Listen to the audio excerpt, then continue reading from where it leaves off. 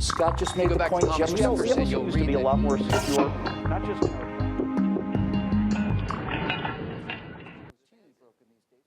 30 years ago this summer, the lead singer of the Boomtown Rats raised $145 million to fight the famine in Ethiopia.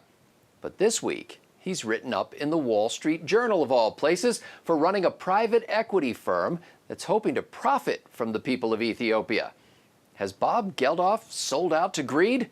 I'm PJTV's Scott Ott, joined now by Stephen Green and Bill Whittle for part one of our three-part Trifecta series we're calling Compassion versus Capitalism, or Let the World Feed Itself.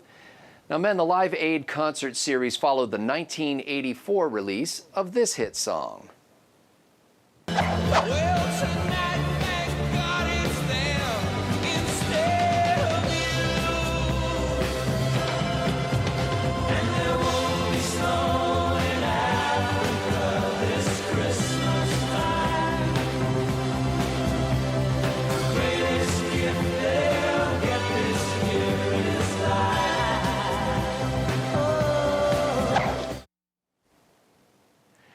Now, the British pop stars, including Sting, Bono, Boy George, and even some who use their real names, donated their time in hopes that record sales of Do They Know It's Christmas would help alleviate hunger in famine-stricken Ethiopia.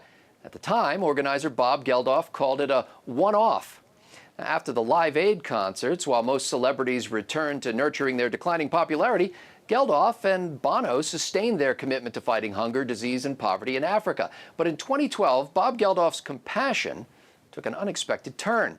Geldof launched a private equity firm called 8 Miles and raised $200 million to invest in local Ethiopian companies. In this week's interview with the Wall Street Journal's reporter Simon Clark, Clark seems taken aback that Saint Bob, as many call Geldof, has started to sound more like Greed is Good Gordon Gekko or Leonardo DiCaprio's Jordan Belfort shouting, "I want you to deal with your problems by becoming rich."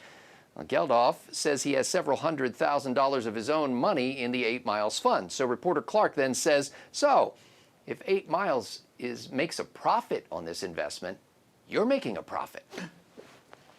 Yeah, absolutely. I mean, this is capitalism red in tooth and claw. The idea of Bob Geldof is he's the pop star that raised the charitable funds for starving people in Ethiopia, and now he's investing in companies in Ethiopia and stands to make a profit. Some people struggle with that. Well, what I do with the profit is my business. Sure. But what the investors do with their profit is entirely their business. And what they will do is reinvest in other companies. Trade, which is capitalism, makes countries viable. And that's all that they require, the stability of a viable economy.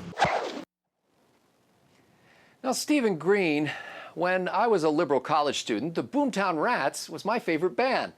And I have wept openly, I'm not ashamed to say, many times, including this week while listening to the song Do They Know It's Christmas. So what happened to Bob Geldof, my compassionate hero? Well, he still is compassionate. That's the genius of this. He just found a better outlet for it. Look, there's the old saying, if you really want something, you got to beg, borrow, or steal it. But left out of that formulation is making it, earning it. And that's what's going on here. Look, 30 years ago, gosh, it's really been 30 years. 30 years ago, 31 years ago, he was begging for it. He was asking people for contributions and offering this song, which I'm sorry, I don't think it's really his best work, but he offered up the song and kind of begged people to give their money so that he could send it to Ethiopia to show his compassion that way. If you're a progressive in government, you steal it. You take it from people to give to other people to show that you are compassionate. But to really, really be compassionate, you got to make it. You've got to earn it. You have to create it, because that's the only way to sustain it. You can give somebody something. You know what? I think I shared this with you on the phone yesterday, but I saw this very touching thing on the internet that may not be new, but it was new to me. If you build a man a fire, you can keep him warm for a night. If you set a man on fire, you can keep him warm for the rest of his life. And all kidding aside, doing this makes it possible to sustain Ethiopia and not just give stuff to Ethiopia. I think it's a beautiful thing. I love this story. You know, the Wall Street Journal credits Geldof with leading the way for bigger investors like KKR and Blackstone Group, who actually bet billions on Ethiopian agriculture, energy, healthcare, communication ventures, and others. Now, Bill Whittle, how do you feel about St. Bob turning to the dark side of corporate profiteering? Well, you're famous for your kind of arch devil's advocate questions on this show, Scotty, so let's just strip all this nonsense away. The guy who was asking Bob Geldof the question I wanted to beat with a tire iron, compassionately beat him. Just beat a little sense into him. Some people may have a problem with the fact that you make a profit off of this. What does that mean? That means that if it is a success, if it is a going concern, in other words, if the Ethiopians are making money and getting richer and leading better lives, then Bob Geldof will live a somewhat microscopically better life based on his investment in Ethiopia. If, on the other hand, Ethiopians don't live any better, he's going to lose his money. Somehow this is some sort of a horrible crime that has to be fathomed and dealt with.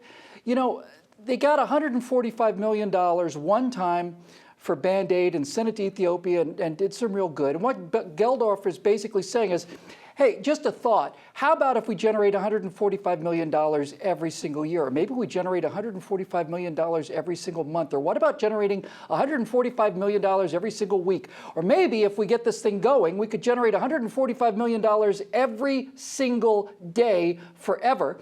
And these D-bags are saying this is evil somehow, that this is some sort of moral evil. This is nothing but net moral good. And furthermore, in addition to the actual benefit that occurs in Ethiopia in terms of their economic benefits, for the first time, the Ethiopians are working for their own money and they are actually controlling their own destiny instead of sitting there with a tin cup in their hand, waiting for another 30 years to go by before some Hollywood celebrities decide they want to look good on TV to make up for the coke they're sniffing off of some hooker's belly someplace, and decide to have another fundraiser and feed people once in 30 years.